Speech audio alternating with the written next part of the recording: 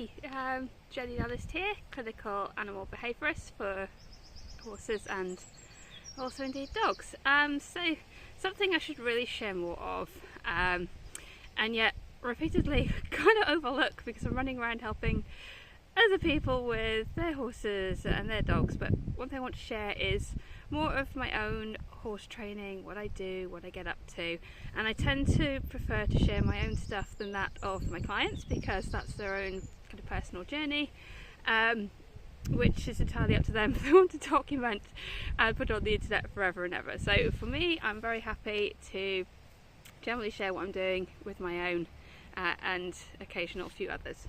So that kind of out of the system. I have a gorgeous young horse called Norf, who I purchased 3 months ago, and here he is patiently waiting for something to happen. And here is his new sidekick Folly, who you'll maybe recognise from some of my other sporadic videos. He's here keeping Norf company, and he may get to be involved in some action too. In fact, he will be today. So today my plan, please excuse the wind noise, I know it's awful, hold it a bit closer, trying to do the arty thing. Okay, there you are. So today's plan is a little bit of work with some grooming because Norf's not entirely that trusting of touch, so I'm building in some more grooming, particularly handling around down his legs so that we can prepare him better, or I can prepare him better for having his feet trimmed. I say we because obviously then there's a hoof care professional involved as well. So I'll just switch to the lens background now so you can see the tools I'm using. So here we have a nice simple rubber curry comb. It's nice and bendy and soft, so like that. And we've also got the magic brush as well, which is a little bit tougher, and it kind of scritches through the coat more. So I'll be using those on him, and I'll be using a nice kind of rhythmic motion. So what I'll tend to do when I'm grooming is I'll do 3 circles with the rubber curry comb and then 1 stroke off with the magic brush over the areas I've covered, and I'll use the circular motion to gradually overlap towards areas that he might be less comfortable with, and if needed retreat back to ones where he is more comfortable, just to make the whole kind of touch more predictable. And yeah, I have another little short video on this which I will maybe try and remember to link in the description below. So let's see what happens there. So I'm going to try and prop my phone up, film some of this, and we'll see what we get because I haven't brought any equipment with me. I don't even have an elastic band to stick it on an electric fence post, so hey, it's all potluck now.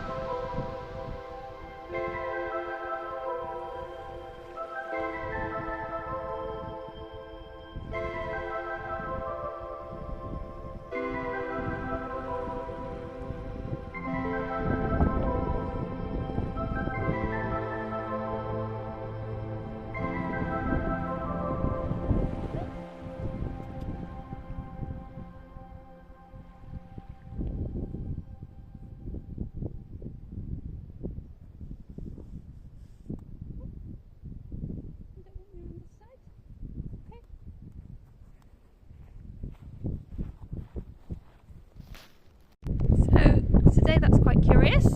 He really wants me to be on his left.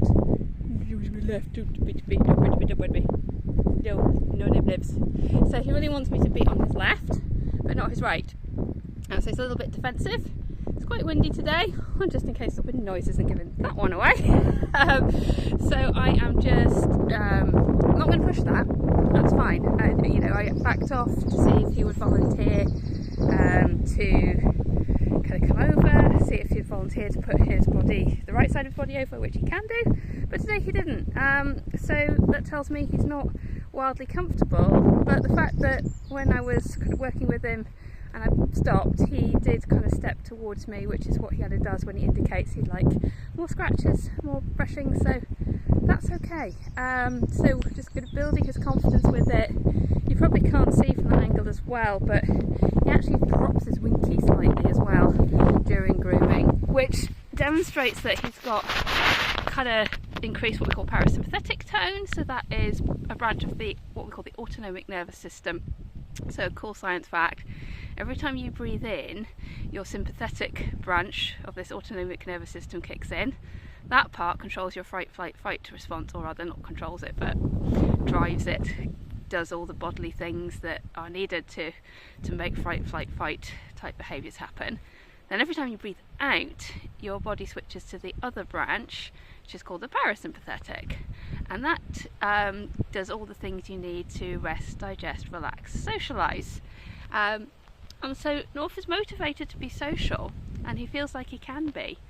But also I think he finds that the grooming is very stimulating in terms of the sensory part of it. So if you care to Google ESMR, I think that's the right way around of the letters. I'm trying to remember what it stands for. But I'll link it here. I'll put it on the screen. ESMR. If you Google that and kind of non-sexual feelings but with sexual type bodily responses, you'll find that that's kind of a thing. So I think at the moment grooming's still relatively novel for Norf, so I am doing a bit, probably more like every other day. It's not an everyday thing. I might do it 2 days running, but then I might do it 2 days or not to do it 2 days running as well. Depends on my schedule. So that's a little kind of curiosity. So I come in, I turn a pot around the field, I do a little groom, and then I go and do the next thing, which is a little bit of training with food. Today I'm going to pick training in protective contact, so he can continue on what I call coming now in a minute. You get your reward, but it's coming now in a minute, and he's going to work with Folly on this, or rather Folly's going to be included in this and have a cute little contact set up, which I'll show you now. Okay, so come with me over here, those little Fuzzles Wuzzles. Hello darling Fuzzles Wuzzles. Straight into the sun, break all the camera rules. So you can see I have this little kind of X set up. It's a little hard to see because I've got fairly fine poly wire for my electric fencing, because it's always windy here and the tape stuff blows away and this poly wire snaps quite quickly. So I have a feed bucket for one pony, and this can be one pony's quarters.